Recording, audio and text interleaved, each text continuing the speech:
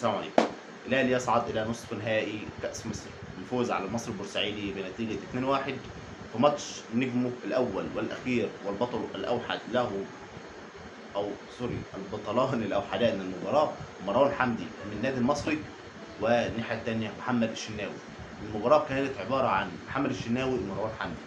تخيل عزيزي المشاهد، عزيزي الاهلاوي، ان المباراه كامله الاجمال الوحيد من ناحيه النادي الاهلي هو محمد الشناوي، والناحيه الثانيه مروان حمدي. باقي اللعيبه كلها زيرو على الشمال حرفيا. النهارده هنبدا بتشكيل مارسيل كولر، بدا بالتشكيل بتاعه الاخير اللي قابل بيه الداخليه وفاز عليه 2-0. طبعا انا بعتذر ان انا كنت بتفرج على الماتش كله الاساسي النصر، فيعني ما تابعتش الماتش بالاهلي التركيز او قد كده. محمد شناوي في حراسه المرمى، علي معلول ومحمد هاني. اثنين باكات، خالد عبد الفتاح ورامي ربيعه. خط الظهر قدامهم محمد مجدي قفشه ومروان عطيه وائل الدين، وقدامهم حسين الشحات وبيرستاو محمود عبد المنعم كهربا. الماتش بدأ بضغط قوي جدا ومن النادي المصري، وفرصه او انفراد والشناوي بيشيله باعجوبه من مروان حمدي في الدقيقه السابعه. قلت الاهلي هيفوق، الاهلي ما فاقش وفضل نايم لحد الدقيقه 95. ايوه، الاهلي فضل نايم لحد الدقيقه 95. انفراد تاني بعده، انفراد صريح ومؤكد مليون في المية برضو لمروان حمدي. وانفراد بعده صريح من ناحيه الشمال، وقطم يعني تغطيه ساذجه جدا من خالد عبد الفتاح، ورجع تاني وترقص بطريقه ساذجه جدا مره تانيه لخالد عبد الفتاح وحطها في البعيده، ولكن الشناوي يتالق كالعاده وكان موجود. الشناوي لولا اشتغل تعامل مع كل الكرات العرضيه الحمد لله، ولولا كذلك الكرات العرضيه كلها اتحولت باهداف في مرمى النادي الاهلي. النادي الاهلي اللي مأثر على ادائه وتركيزه الاجهاد البدني والذهني. النادي الاهلي اللي لعب فوق الحاجه 60 مباراه او حوالي 60 مباراه او 59 مباراه هذا الموسم، ما عادش قادر يقف على رجله ولا عاد لاعب. فعشان كده ظهر الاداء السيء النهارده. الجون دخل في الاهلي ركنيه. يعني اقول لك على حاجه، انت لو سالت مثلا اي حد مش بتاع كوره قلت له ايه قوه او بتابع كوره بربع جنيه، ربع جنيه، لو سالت ايه قوه النادي المصري هيقول لك الفاولات والركنيات. طب اللعب المفتوح زيرو. ايوه زيرو، اللعب المفتوح زيرو. او اللعب المفتوح الحاجه الوحيده اللي عندهم جمله يطلع من على الجنب ادوا الاوفر. فاكر بيس 2006؟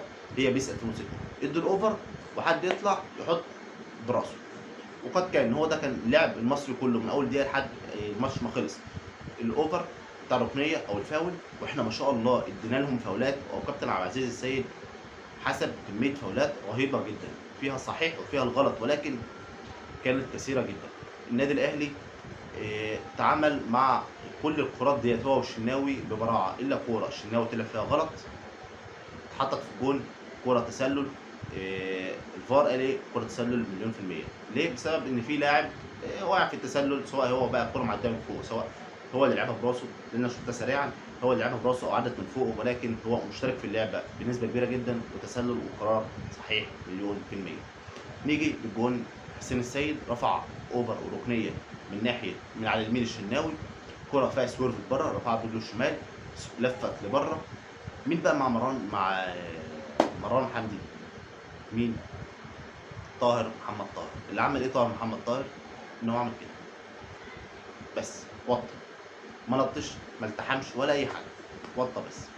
ده اللي هو محمد طاهر عمله في الاثنين. طلع مروان حمدي ما سماش طبعا وحطها براسه في الزاويه بعيده جدا، قويه وصعبه جدا على محمد الشناوي، والهدف في الاول في الدقيقه 95. عجبني في الاهلي اللي ما رماش الفوطه، كان لسه دقيقتين لان الحكم حسب 7 دقايق وقت ضايع، فكان لسه دقيقتين.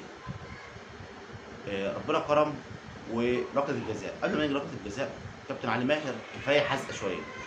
كابتن علي ماهر كفايه حزقه شويه. انا في عمري ما شفتك منفعل في اي مباراه لعبتها الا قصاد النادي الاهلي، فكفايه غل، او مش غل، حقك انك تغل وتلعب بشراسه كل اللي انت عايزه، ولكن خف حزقه شويه، وانت فاهم طبعا، واضح للناس كلها انت يعني مع الاهلي ايه وضد، ومع اي فريق تاني بتبقى عامل ازاي. جت الدقيقه 95 ولا 95 او 96، وركله جزاء من وجهه نظري غير صحيحه اطلاقا. في شد في شد، لكن لا يرتقي، الشد لا يرتقي الى ركله جزاء. يا جماعه والله العظيم احنا بنتفرج على، مش هقول لك حاجه، في الدوري السعودي في فاول مع سيف الدين الجزيري، لو حكم مصر هيحسبها ركله جزاء. ولكن يا جماعه لعبه كره القدم مش لعبه، مش فولي بول هي. حلو، فلازم يبقى في التحامات وفي شد وجذب ومش عارف ايه. على فكره عشان نكون على نقطه، الكره دي اتحسبت كذا مره لفرق مختلفه في الدوري، واتحسبت للزمالك واتحسبت للاهلي قبل كده، شده ومش عارف ايه وحاجات بسيطه خالص لا تذكر. ولكن الكره دي مش فاول. الكره دي اللي اتحسبت فاول وحكم محترف او حكم خبير اجنبي شافها حرفيا هيضحك علينا. الكره مش ركله جزاء اطلاقا، ومفيش فيها ريحه ركله الجزاء. وانا من وجهه نظري تعادل، ركله جزاء ظالمه وغير عادله، وضيعت حق النادي المصري. فيها شد، فيه شد، ولكن لا يرتقي ركله الجزاء. مش اي شد ركله الجزاء ده، يعني ما لحقش اصلا يشد الفانيلا. يعني هي شده في الفانيلا، فاهم كده؟ ما لحقش اصلا انها تشد اللاعب، جسم اللاعب ما تشدش معاه. ولكن وجهه نظر والله اعلم، زي ما قلت هي فيها شد ولكن لا ترتقي ركله الجزاء. دخل علي معلول شاطها، عايز اقول شابوه علي معلول اللي ده ركله الجزاء في الداخليه ويجي يشوط ركله الجزاء دي في اخر دقيقه في الوقت الضايع وتجيبها جول. شابوه علي معلول راجل، وعندك قوه تحمل وجلد رهيب جدا جدا جدا. لعبنا شوطين اضافيين. الشوط الاول خلص، نزل القندوسي ونزل طاهر اللي ما بيعملش اي حاجه حتى، ولا بيلتحم ولا اي حاجه، وجوده زي عدمه حرفيا. والقندوسي النهارده اللي كان تحس انه كان عايز يعمل حاجه، كان جازز على نفسه شويه.